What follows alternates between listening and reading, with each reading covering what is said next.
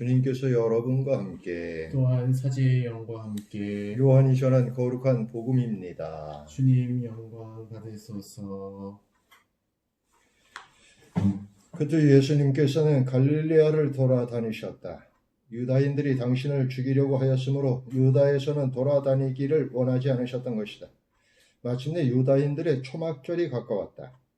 형제들이 축제를 지내러 올라가고 난 뒤에 예수님께서도 올라가셨다. 그러나 드러나지 않게 남몰래 올라가셨다. 예루살렘 주민들 가운데 몇 사람이 말하였다. 그들이 죽이려고 하는 이가 저 사람 아닙니까? 그런데 보십시오. 저 사람이 드러내놓고 이야기하는데 저 사람이 드러내놓고 이야기하는데 그들은 아무 말도 하지 못합니다. 최고의회 의원들이 정말 저 사람을 메시아로 알고 있는 것은 아닐까요?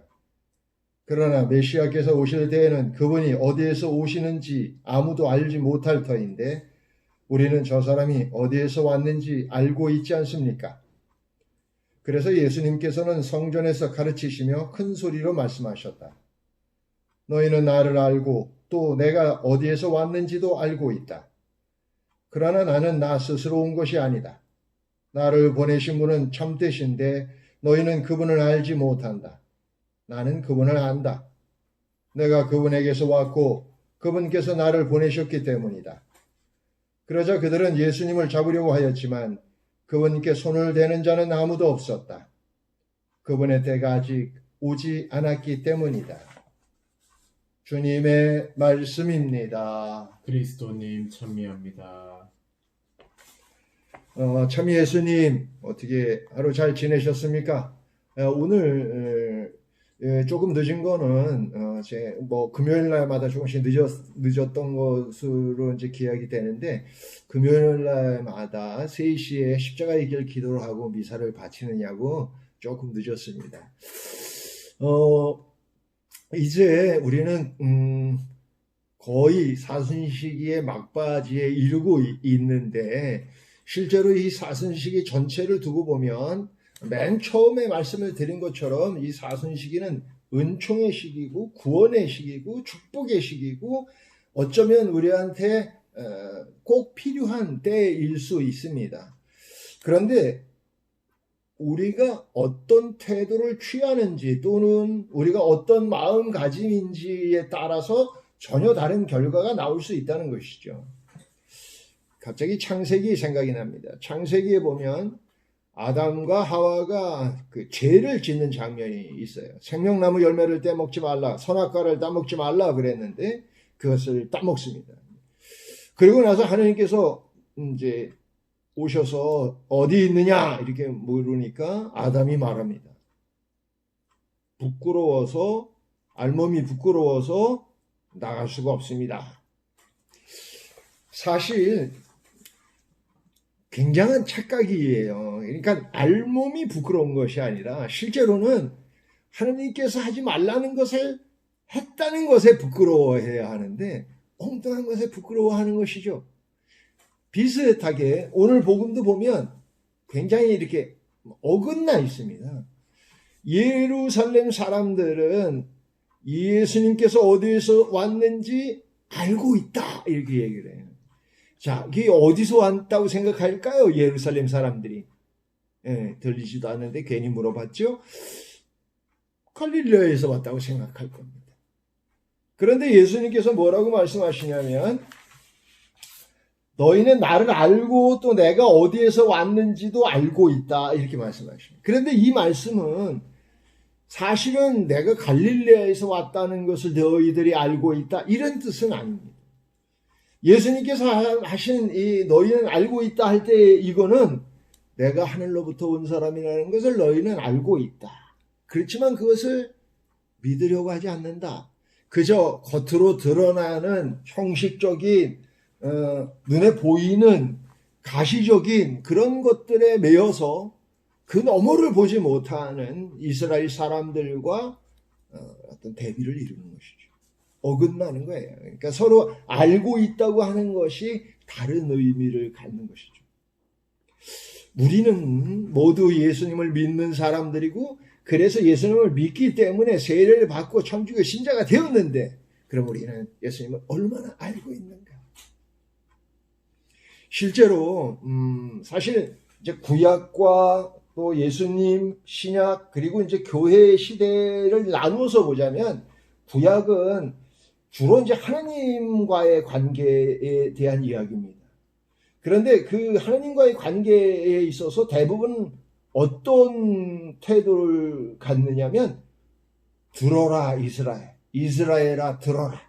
그러니까 하나님 말씀을 듣는 그런 시대였어요. 그러면 예수님 시대는 어떤 시대냐면, 제자들이 당신이 어디서 먹는지 알고 싶습니다. 그러니까 예수님이 와서 보라. 보는 시대입니다. 내가 누군지 보라 말이야. 그리고 믿어라는 것이죠. 그렇다면 과연 성령께서 함께 하시는 이 교회의 시대에는 우리가 듣고 보고 그랬으니까 이제는 어떻게 해야 하느냐? 행하라. 이거 행하라. 그러니까 우리가 뭐 듣보잡 뭐 그런 말도 있습니다만은 이제 듣보 행을 해야 되는 것이죠. 듣고 보았으니 행동에 옮겨야 된다. 행하라 그런 얘기. 우리 교회의 시대에는 이제 더 이상 예수님과 하느님과 어긋나는 태도를 취하지 않고 우리 자신을 올바로 볼 뿐만 아니라 우리가 기꺼이 들은 대로, 본 대로, 아는 대로, 믿는 대로 행동하는 것이죠. 그런데 이것이 대단히 어려운 일은 아니고 실제로 우리 삶 안에서 아주 작은 것으로부터 내가 참아주고 인내하고 보듬어주고 감싸주고 용서하고 사랑하고 하는 일로부터 시작하는 것이죠. 우리가 하는 모든 행동들이 하나님의 뜻에 어긋나지 않는 날 우린 비로소 구원의 기쁨을 마음껏 누릴 수 있을 것이라 생각합니다.